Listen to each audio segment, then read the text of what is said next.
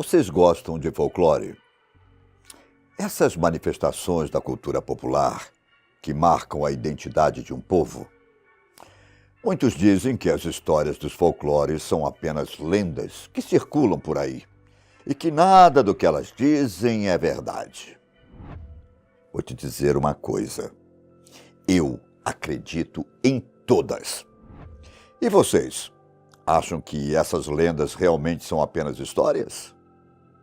Eu sou o Detetive Bira e hoje, Sexta do Medo, eu quero contar as histórias mais obscuras do nosso folclore.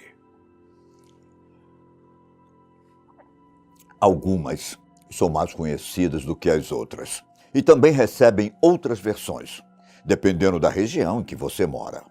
Em muitos casos, as histórias, conforme os anos se passam, vão sendo moldadas e ganhando uma versão um pouco menos assustadora, como se perdessem o objetivo de transmitir o medo. Bom, mas o que vocês acham de começarmos por uma lenda que pouca gente conhece? O Capeta da Garrafa. Mais conhecida nas regiões norte e nordeste do país, essa lenda chegou ao sudeste do Brasil, em alguns casos chamado também de Diabinho da Garrafa, Famaliar e até Cramulhão. Essa história envolve um pacto com um demônio que pode ser preso dentro de uma garrafa de vidro. E daí o nome sugestivo, Capeta da Garrafa. Até aqui tudo bem para vocês? As histórias que circulam por aí relatam que o Capeta da Garrafa nasce do ovo de uma galinha que foi pego durante a Quaresma, exatamente na primeira sexta-feira depois da quarta de cinzas. Um bom alerta, já que estamos exatamente nesse período. Só que quem procura ovos de galinha nesse dia está exatamente atrás de ajuda vinda das forças do mal, que cobra um preço um pouco alto pelos seus favores. Ou seja, são pessoas que realmente querem ter o demônio como um prestador de serviço. Mas, para conseguir encontrar o demônio da garrafa, a pessoa precisa primeiro ter feito um pacto com o diabo, seja através de rituais satânicos ou mesmo usando o famoso livro de São Cipriano. Após conseguirem fazer o pacto, o próximo passo deve ser pegar o ovo da galinha na primeira sexta da Quaresma e deixá-lo em uma encruzilhada. O ovo deverá ficar nesse lugar por 40 dias. E após esse tempo, a lenda conta que uma pequena criatura de 20 centímetros, vinda das profundezas do inferno, nasce desse ovo.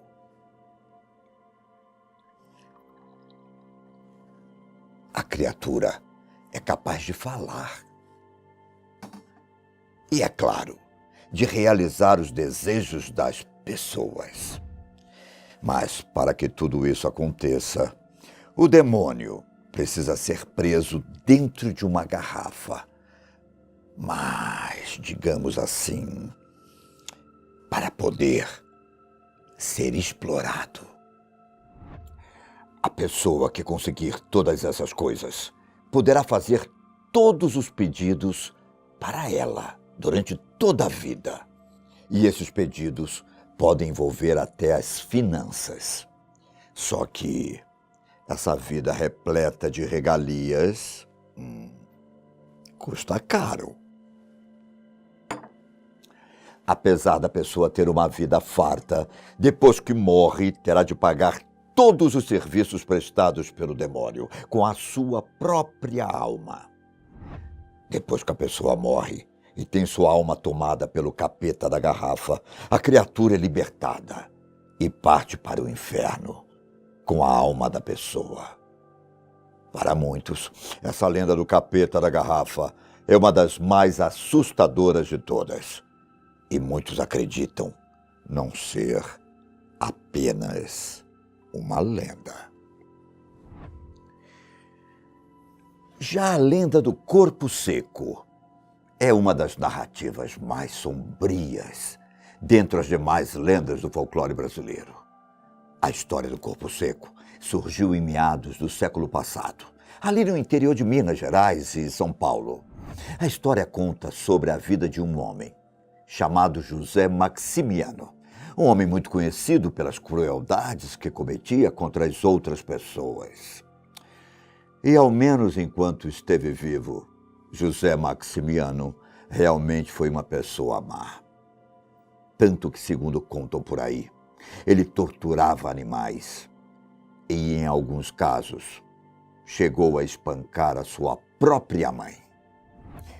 Só que, às vezes, o mundo parece cobrar as pessoas cruéis.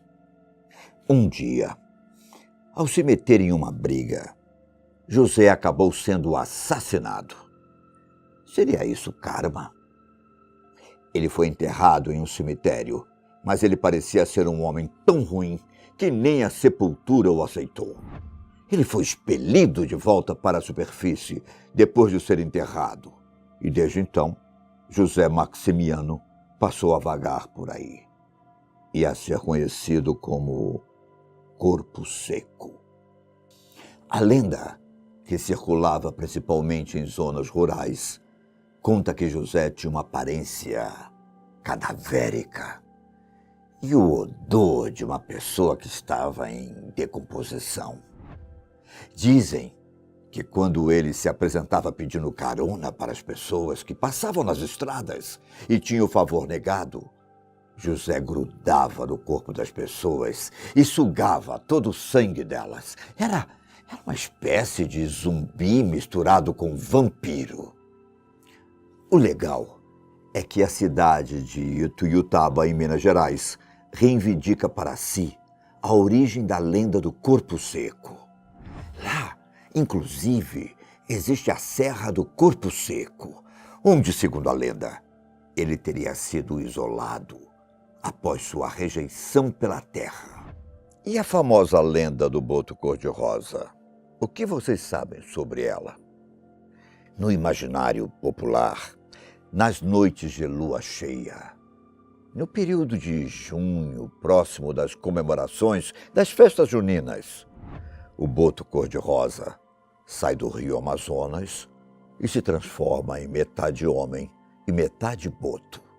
Só que, quando ele se transforma em homem, eu não estou falando de qualquer homem, mas sim um cara bonito, extremamente atraente e com um porte físico que chama a atenção de qualquer mulher. O boto então sai caminhando pelas regiões próximas do rio, encantando e seduzindo as mulheres mais bonitas que ele encontra. Usando um chapéu, o rapaz leva as moças para a beira do rio e tem relações com elas. A lenda diz que toda mulher que se relaciona com o boto fica grávida. E após cumprir sua missão, o boto volta à sua forma normal e a mulher volta para a sua comunidade. Por mais curioso que possam ser, os botos cor-de-rosa foram por muito tempo caçados no rio Amazonas, principalmente por homens que acreditavam que suas mulheres tinham sido engravidadas por eles. Alguns até acreditam que, se comerem a carne desses animais, passarão a ter as mesmas características. Ainda tem os que acreditam que comer a carne do boto cor-de-rosa pode deixar a pessoa louca. Todas essas lendas, apesar de não serem as mais populares, são muito conhecidas em diferentes regiões do Brasil.